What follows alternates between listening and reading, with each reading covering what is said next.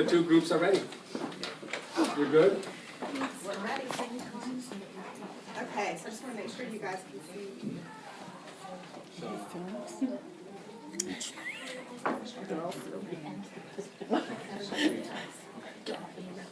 We'll start in just another minute. We want to make sure all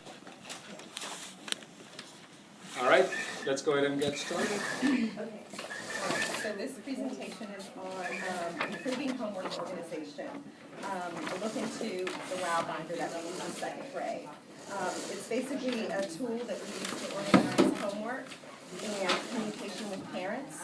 And it looks like we've set some out on the table, so feel free to take a look as we go through the presentation.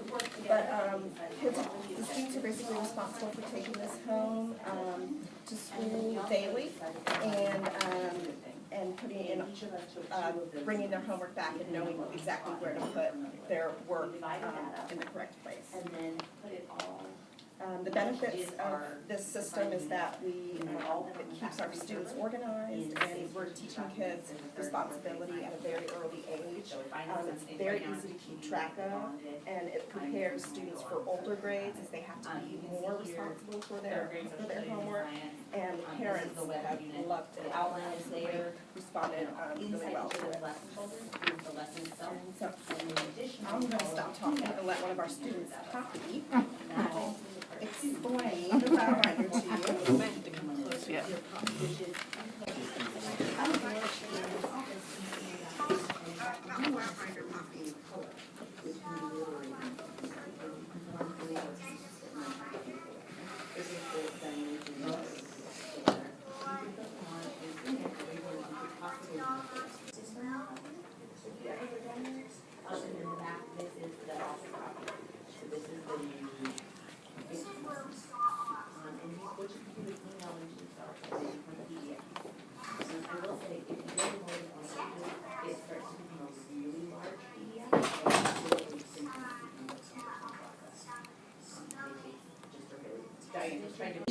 The very, very cool thing about the books that I loved, because it was true in my life and in my child's life and in so many kids' lives that we know, that we've seen it work out, is that one person that grabs you. The one person that does something, that believes in you and takes some time with you by yourself, that makes a difference. And all the stories are the ones that happen because it was that connection, that mentorship. This kind of innovation happened by accident in pre-K. You know, you all walk them up from Carpool, you know that they're all crying. They're all unhappy at the beginning of the year, and our big deal is how do we welcome them into our school family, calm them down. And this process started by just me pulling them over on my lap and saying, let's send Mommy and Daddy a message. You know, we shove them out the door, and then we say we're going to send them a message. When they get to work, they'll have one, and then they'll send you one back. And they're immediately just calm down. And we write the message. They get to pick what color, and for the kids that are more able, they get to do some typing, or they get to, dictate whatever they want. I type whatever it is. Some of them say, I miss you, I want you, I love you more than the moon and back. And I'm going to post all of these, but these are just some of the emails that the kids sent. But there's a gamut of, I'm hurt, and then I write a PS on them. They really find they're out playing in the playground right now, or they're, so-and-so, and, they're doing this, or so-and-so is crying at nap time, so I thought you might want to send a message back. So then the parents send a message back, and I always tell the children after they've dictated, they get to push the button to send it, and that when your parents send you a message back, it'll print out over there, and you'll get it, and I'll read it to you, and then usually they take it to nap time with them, or put it in their backpack and keep it. For me, it just answered a lot of the child going away kind of issues of, you've got something, you know what your child's doing, you've got something to talk about, if there is an issue, you've got it to process that afternoon, but also you have a record of what they were like, what was important, what your family was like, because they're talking about, we're going to the mountains today, or we're going to this, or Daddy, thank you for walking me into class in the morning. You've got your authentic child. It's their words, and it's just amazing. And the exchange gives me an awful lot of information about the family dynamics. It also gives me a way to share things that they might want to know, and how we process things. So it really works on multiple levels. In addition to the communication and the connection. But the connection's the most important part. On a language, social emotional, it's fabulous because they model for each other. Some kids do it all the time, some kids never want to do it. And we tell the parents at orientation, hey, this may happen, this may not.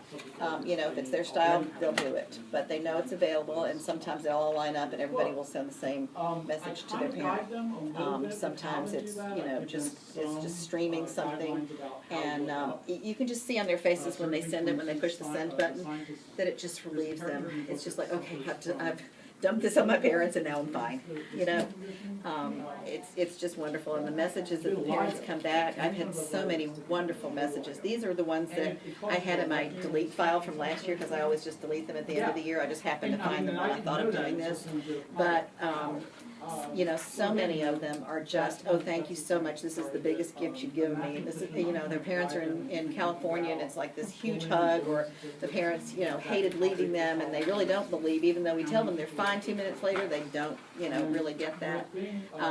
But just the communication, and especially with the new children that come in, it's just really very nice. It's just a very organic kind of caring way to know that, to have them know that we love their children and are caring for them, and that we are welcoming them even though we don't get to see them a lot. So here's a couple of videos. I crashed my laptop about 10 minutes ago because I plugged it in and it went on the floor. So this is Sally's Loner. So this is not the presentation I had planned, but this is the CD I luckily had made. And Natif and Leslie were kind enough to help film, which is it's a little contrived because they know they're being filmed. This is Kieran, who is actually reading everything that I'm writing, so he's looking for typos. But I don't know if you can hear. So there's paintings up here by Danielle. There's He brought in a book that we had talked about would be a good show and tell. He said my teachers liked the book. I brought it. there's a few poems up What your here. values or your big buddies, or Mia. you love them or you miss them? Or Now, this may be my favorite one. You can look at it now. I'm going to post it online. Read something from their own life and recognize the shortcomings that are in the environment or in themselves. And it got me thinking about, I think like all teachers, how we were students and how we came about being teachers. So when I was in 7th grade, 7th grade was junior high, 7th, 8th, and 9th grade, and so I was really struggling. And I didn't know this until I went to graduate school, that was being an at-risk kid. I was really in danger of flunking out. And remember in 7th grade we were reading Great Expectations, and I couldn't make heads or tails of it. Just didn't make any sense to me. I could read it, I could understand it, just read from the page, but had no way of knowing what this person was talking about in class at all. And I had a great English teacher, Mr. Massey. And Mr. Massey took me aside one day and he told me, you know, Ricky, you have to find yourself in what you're reading or it will always be a struggle. And he not only just told me that, he took the time to get to know me and to talk to me. And as he started to talk to me about who I was, he started saying, well, that is like this person. That is like this person. And kept it up throughout the whole book. And it worked. I mean, from there on, I really still have a love for books to this day. But it got me thinking about the classroom. I still meet kids like that all the time. They're sharp readers, they read a ton, but they don't really make any connection to what they're reading. They don't really find that love of reading. So what I'd like to show you is that in 6th grade, the assessment for a book called The Skin I'm In, the students get to choose how they do one of their final assessment projects. They get to relate to the project as a scientist, a mathematician, social scientist, or a writer, or an artist. And it kind of covers the 4 disciplines that they have in 6th grade. And I give them some guidelines to this. For instance, as a scientist, I point them in the direction of one of the characters has a disease called vitiligo. And it's a lightening of the skin in African Americans. So they, as a scientist, study the medicine behind the treatment behind the causes. In social, as a social scientist, they look into how different skin colors throughout history have been used to marginalize people throughout the world and continues to still do that just by the shade of your skin. And then mathematically, they look into bullying statistics. And then as a poet or an artist, they look back at the types of creative writing we've done in language arts, and they can apply any of those poetry forms or create an artwork to come along with them. So I'll just share some of the work that came in. This was done by a student named Alexis Hill. And Alexis was just bright as a penny right from the beginning, but she could have just disappeared right into the crowd. And she was really just so bright but wouldn't speak up a lot. And yet this is what it produced in her. This very confident voice, this very confident narrative, and a definition of who she is. And you'll find that throughout a lot of the creative work up here. There's some other examples of poetry up here. And I have all of this posted online as well. There's some poetry, there's some portraits, several of the portraits up there, actually. And this one from Emma Thwaites is an example of social scientists looking into bullying. She wrote a short essay on bullying, also did all the graphing of bullying statistics, and answered some questions about bullying. Well, my favorite out of all of them is this one. It may look like the smallest. But this is from Nia Burton. Nia. I mean, for Nia to have done such meticulous work of cutting out all those little pictures of her own eyes, and then to have made this painting on her own, I mean, she really must have concentrated a lot on this. And look, when she didn't blend all the colors together, and then she wrote this wonderful poem to go with it. I mean, I think that's really great. I think that by the time they're in 6th grade, they're asking those kind of questions about who they are, about where they fit in, about where they don't fit in. And they're able to somehow bring that forward with them. I think that'll help them identify with all the books that they read. They'll somehow try to step in a little harder with each book that they're presented, instead of just getting to those who, what, when, where, why questions and getting out of the way. I still give them the who, what, when, where, why questions. They can't get off of that. But I think projects like this help the books stick with them a lot longer. So I've heard from students in the 2 years I've taught it go on to say that that book was really their favorite book out of the whole, out of the 6 books I teach in the year. So I really like it. I like teaching 6th grade because they're at that vulnerable age. They're still trying to figure out those things.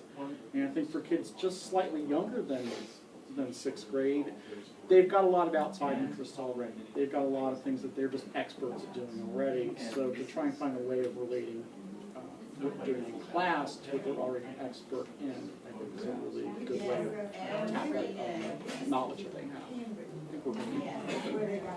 But I posted all these examples online, as well as the exact sheets that I gave to the students to kind of help guide them in it.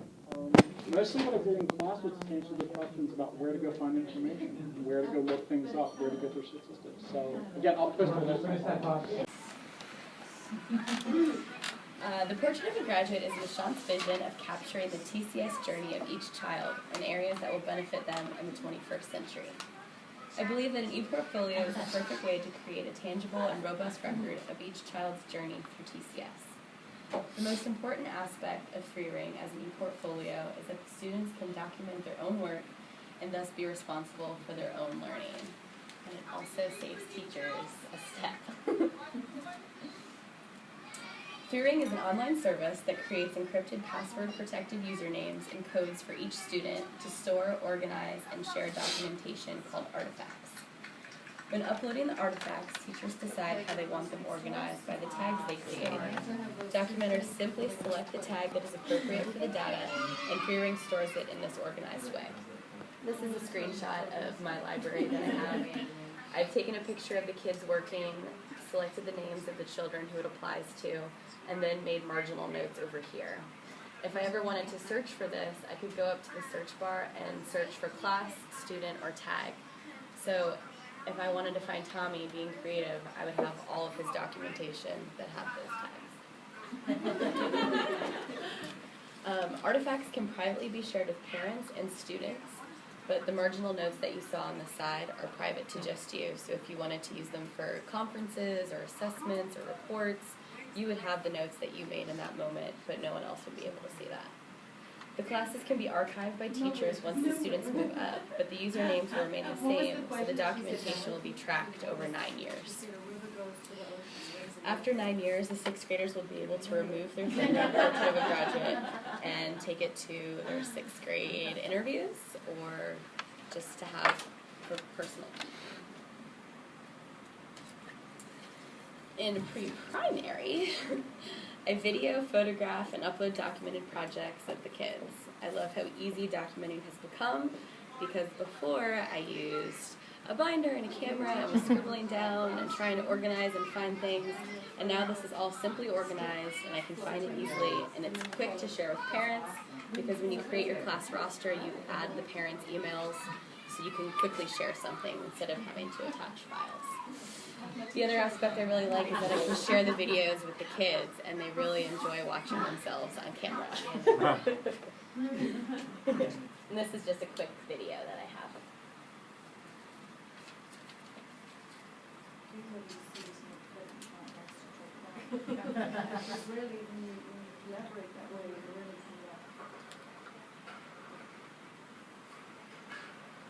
I think we take it for granted, but these children already have this not down and continue to develop it.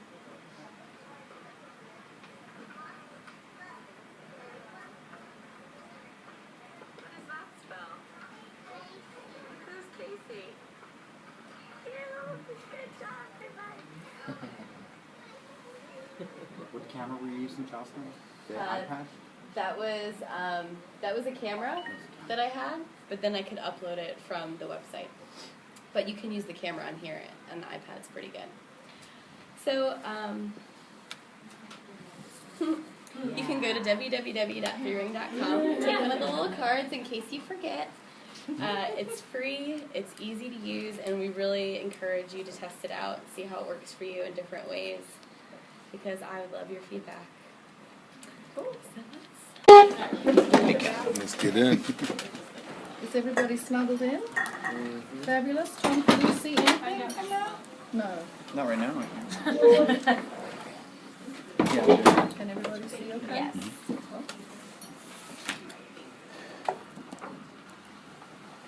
Hi, everybody. Sorry, Kathy, go ahead. Thank you. Oh, mine's should be. Okay. Can I start? Okay. So this is Three Ring as an e-portfolio, tracing the journey of TCS graduates. Portrait of a Graduate is Michelle's vision of capturing the TCS journey of each child in areas that will benefit There's a them glitch for here, the so century. let me know when you're done. I I have to do believe that manual. e-portfolio is a perfect way to create a tangible and robust record of each child's journey to TCS. The most important aspect of Three Ring as an e-portfolio is that the students can document their own work and thus be responsible for their own work. The lake is Three Ring is an doesn't online like service that creates encrypted go passwords into for active like usernames sea and or an students to ocean. store, organize, and Just share stay documentation called warm. artifacts. When uploading artifacts, students decide how they like or River, organize like their you can go text. into an ocean or sea. Document quickly select the tag that is appropriate to the data, and Three Ring stores it in a Chatted with system. you. This is just a screenshot of what it would look like on your device or on your laptop. It's called your library. So I've taken a picture of the boys working together. I tagged the boys working it.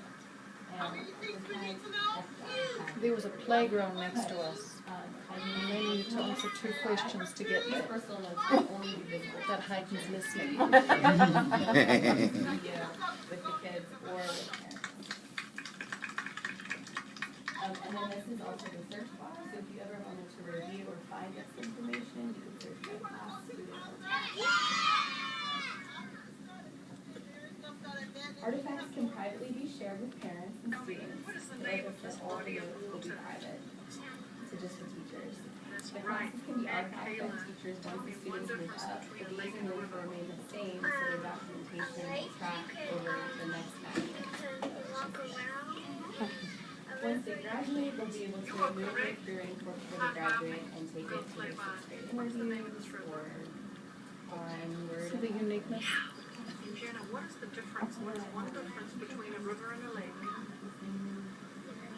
I haven't The river goes to the ocean. really work with that aspect yet. But I would imagine no. Exactly. Nowhere. Exactly. Trick question. Exactly. You could not believe how many different answers there are to that question. That's listed here, your class, and then the tags that you can customize how you want. And then you would just go and upload your file there. So if you were to create a primary, you would then, the pre-K teachers could then access that same. Once they've moved up. But minus the comments in here. Okay. The teacher, We're teaching them well, I downstream. think the teacher That's can quite a hard the concept. teacher who made it. But I'm not sure because I haven't. So we launched it and then we had to follow it. So in pre-primary, I video, photograph, and upload that to the teaching videos. It's so much easier. I don't have to scribble a binder and then find a photo that matches it. It's all organized in one place. I can share it with someone by just using one click because the names are already in the system. And it's really fun These to are show these the C kids words that Nishant talks about all themselves the in time that videos are, as a I mean, it's just so reflection. prevalent when you join these children together. And we do take it for granted, I think, at TCS that these children possess these things already, or are building them. So it's all on, it lives on the web, not proprietary to my server, sorry.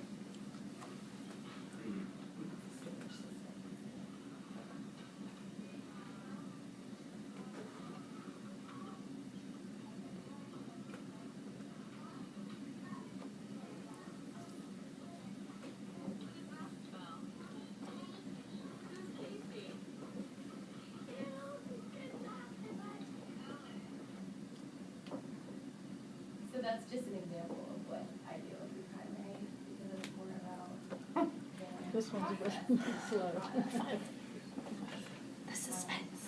But it's easy to This register. moment right here Just was go to extraordinary. www.fearing.com. Beautiful. Feel free to take one of these cards. I have the website on. Check it out. You can put your roster in and then immediately start documenting. Let me know if you decide to use it, what you think, how you use it. I'd love to get feedback. So that's What that. it's like in older grades. That's How many awesome. weeks did it go on? Depends on what you do. So much. And what I'm trying to do about is ways to make life easier for us. From that end, the first thing we did is more applicable to classroom teachers, for which I apologize to the specialists in here, but it can work. We got together as a third grade team this summer, and we went over all of the science, and we overhauled the science and social studies curriculum. But as we sat down and thought about how to best do it, we ended up sitting down and going over all of the objectives of the 8 units together. And we set what the objectives for each unit were. After we did that, we then turned around and said, okay, now let's divide and conquer. And each of us took 2 of the units and really overhauled it. Now, once you do that, you have to get into how are we going to share the resources. And that gets tricky when you have a piece of paper that you've had for a while and you don't have the original document and you don't have, or you have a workbook that teacher's guide, you only have one of the teacher's guide. And that got us into the second piece, which is more applicable to all of you, and is scanning. The scanners in the office will scan, you can put in a whole pile of paper, and the feeder that feeds the copier will also feed the scanner. So you can put in a bunch. It'll even do double-sided scanning for you. So you can take a whole workbook that you have and say, you know, okay, let's get rid of it, you know, let's scan it. So this was the third grade weather unit, and it's now electronically available on the server to anyone who wants to get to it. The trick is you do have to sort of sort the paper yourself a little bit. Each lesson got a set of worksheets for it, and any worksheet that applied to, for example, clouds was all together. The nice thing was Diane is the one who wrote that unit, but Molly, who's teaching it in the other class, has been able to look at the 20 worksheets that are there and say, these are the ones that make sense to me, these are the ones I want to use. So while we're standardizing to some degree, we're also leaving some flexibility. And the point is we're trying to get rid of some of the paper that's sitting around, or at least making it so the paper can really be pushed to the back and filed away. We're not quite yet to the point that we're ready to throw things away, but we're at least to a place where it's more organized. Recycle them. So, you know, so what happens is when you scan it, it emails to you. more than 20 pages becomes a really big PDF. So I would say 20 is kind of the cap to where you want to be with that. But then you can go on, and for the older grades, you can load them onto Edmodo. They're a PDF at that point.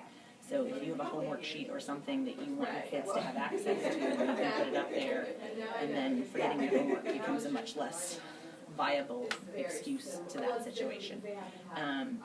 It also, once you get back to your room, the one trick is it will email it to you as a PDF with a sort of gobbledygook version of a name. Like, you can't put a name in when you're scanning it. So you have to go back to your room, open up the email that'll be there by the time you get back. Click, open, and then save as, and save it as something that makes sense to you. Otherwise, you're going to have a bunch of numeric codes that you can't search, you can't help yourself. So the trick is to you have to sort of categorize, but it's really, I'd always seen the directions to scan, but I just hadn't sat there and thought through, oh, what all could I scan and what pieces could we do with that? So.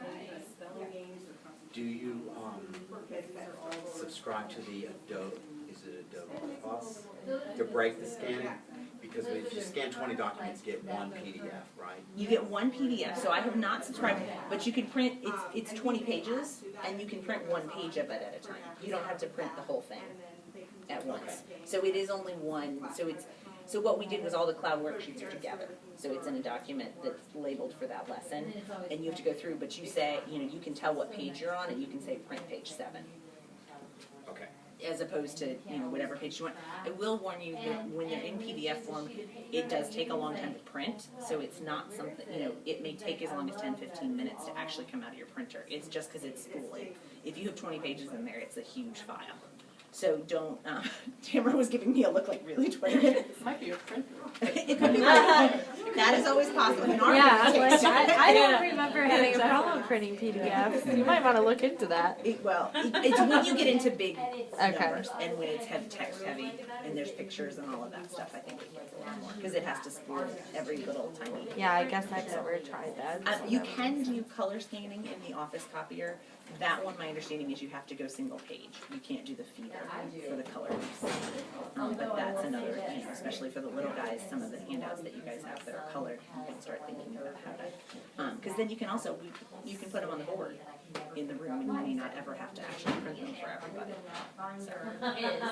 Are you finding that as you look through resources to make decisions about which activities you're going to use or not use, that helps with saving you some time? Yeah. It's easier to look through that than that folder? Yes, yeah, and particularly if you, in your mind's eye, say, I really want this worksheet that I remember, and you're trying to flip through a pile of papers to find a specific piece of paper, it's a lot faster to go through. And it did take some fun. We applied for and got the summer curriculum grant to do our work, so we got paid for some of the hours that we spent sorting through things this summer, which I would say is a good way to think about. Yeah. If you're overhauling. I think that Michelle's got 18 stacks of folders like that in our closet that I've never even tried to flip through because and there's scary. Probably a lot of good stuff. The other thing you do is when you flip through this folder, you also say, I'm never going to use that. Right, I'm never, you can do some purging as well. Some of it you scan and purge the paper, some of it you just purge the paper. Yes? Does anybody here use Adobe Plus?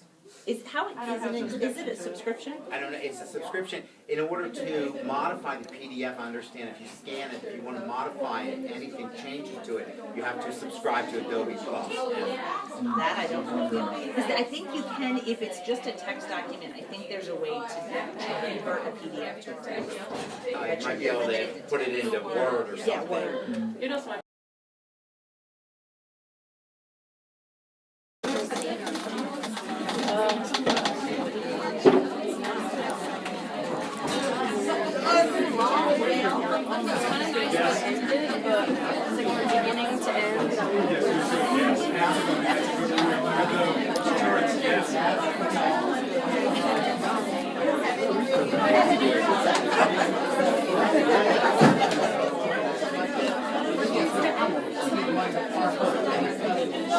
Look at the videos.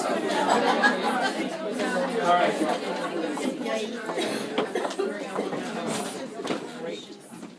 Thank you. Before we go into the next part, can I just have another round of applause for our 6th grade?